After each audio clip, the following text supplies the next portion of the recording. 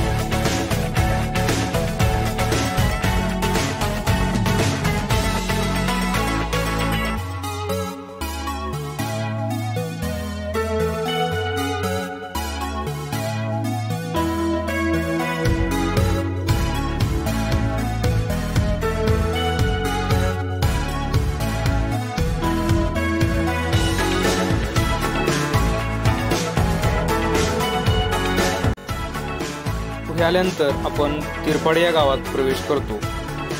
या पंचक्रोशीतील तिरपाड हे गाव मुख्य गाव आहे। या गावचा आठवडे बाजार दर बुधवारी भरला जातो।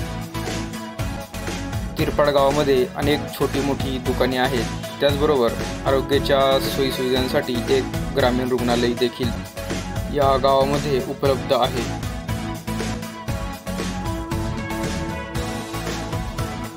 पुढे आल्यानंतर आपण औफे गावाच्या वेशीजवळ येतो आणि या ठिकाणीच घोड नदीचा उगम पाहायला मिळतो।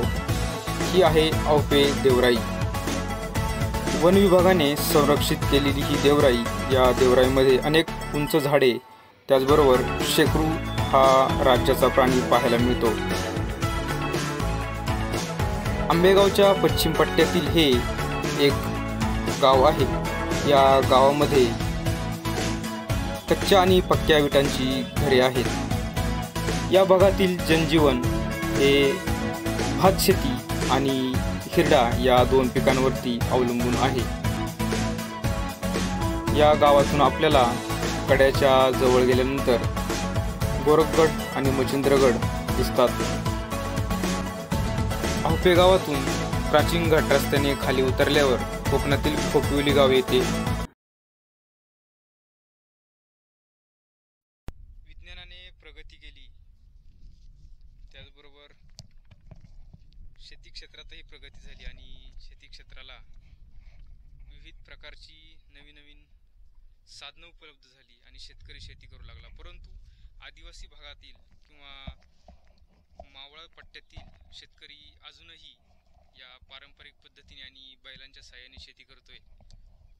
आपण पाहू शकताय पाठीमागं भाताची रोपे आहेत आणि हे या खाचरामध्ये गाळ करण्याचं काम चालू आहे. बाबांना माहिती विचारली तर बाबांनी सांगितलं ज्यावेळेस पाऊस चालू होईल आणि खाचरातून पाणी वाहू लागेल त्यावेळेस या ठिकाणी ह्याच शेतातील रोपे काढून या बाकीच्या भागात आवणी केली जाईल.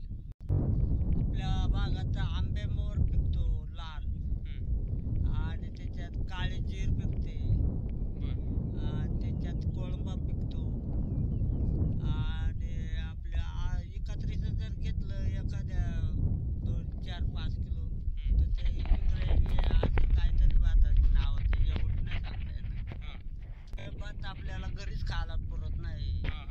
आत्ता पिकलं का ते तसं खायला तर परत ह्या टायमापर्यंत म्हणजे वर्षभर पुरतो तो. बरोबर, वर्षभर पुरवायचं एकत्रीचा नाही.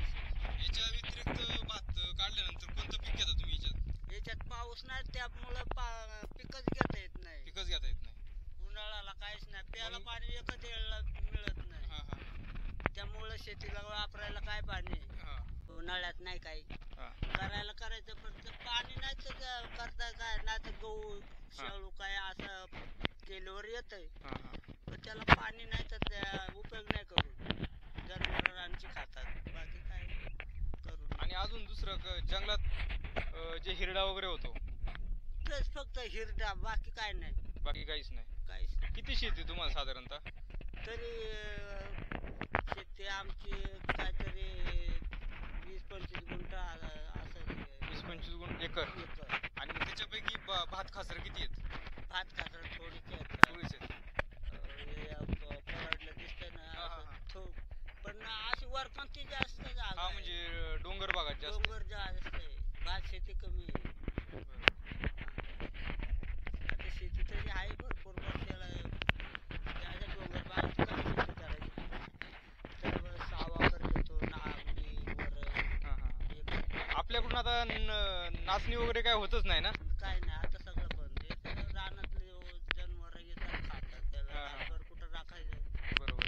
त्याच्याकरता फक्त भात करायचं.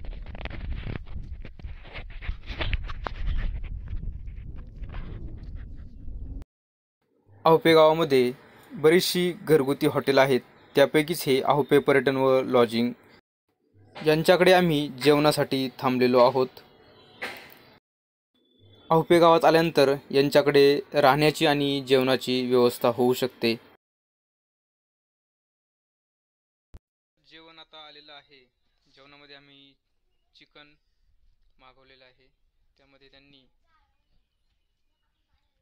चिकन आणि रस्सा, त्याचबरोबर चिकन फ्राय, कांदा आणि तांदळाची भाकरी दिलेली आहे. तर नवनाथ सर सांगतील आपल्याला. नवनाथ सर, टेस्ट कशी? तर मित्रांनो, आपण आलेलो आहोत आडिवरे गावच्या जवळ असणाऱ्या वनदेव मंदिरात. हा वनदेव मंदिराचा जो सभामंडप आहे आणि हे समोरचं वनदेव मंदिरच आहे. त्याचबरोबर आपल्याला आंबेगाव तालुक्यातील एक आश्चर्य म्हणजे ही भली मोठी विरगळ. आंबेगाव तालुक्यातील एकमेव विरगळ आहे. या विरगळीच्या चारही बाजूनी शिल्प कोरलेले आहेत. बघू शकता आपण ही विरगळ.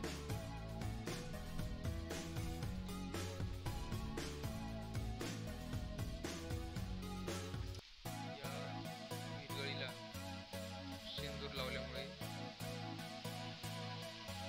त्यातील जी शिल्प आहेत फारशी दिसून येत नाहीत, परंतु ग्रामस्थांनी ती व्यवस्थितरित्या चौथऱ्यावरती आणून ठेवलेली आहे.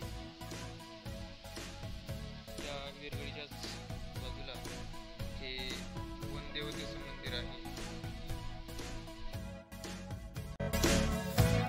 खरं तर आज आम्ही वर्षा विहारासाठी आलो होतो, परंतु दिवसभरात पाऊस काही आलाच नाही आणि शेवटी जाते वेळेस पावसाला सुरुवात झाली आणि दाट धुके पसरले. दाट धुक्याचा आनंद घेत आम्ही परतीच्या प्रवासाला सुरुवात केलेली आहे. आहोपे गावचं सौंदर्य पाहायला या, स्वतःची काळजी घ्या आणि पर्यावरणाचीही काळजी घ्या. आजचा व्हिडिओ आवडल्यास व्हिडिओला लाईक करा आणि चॅनलला सबस्क्राईब करायला विसरू नका. विवेक पिंगळे 2049 या यूट्यूब चॅनलला सबस्क्राईब करा. पुन्हा भेटूया पुढच्या प्रवासात. तोपर्यंत सर्वांना जय महाराष्ट्र.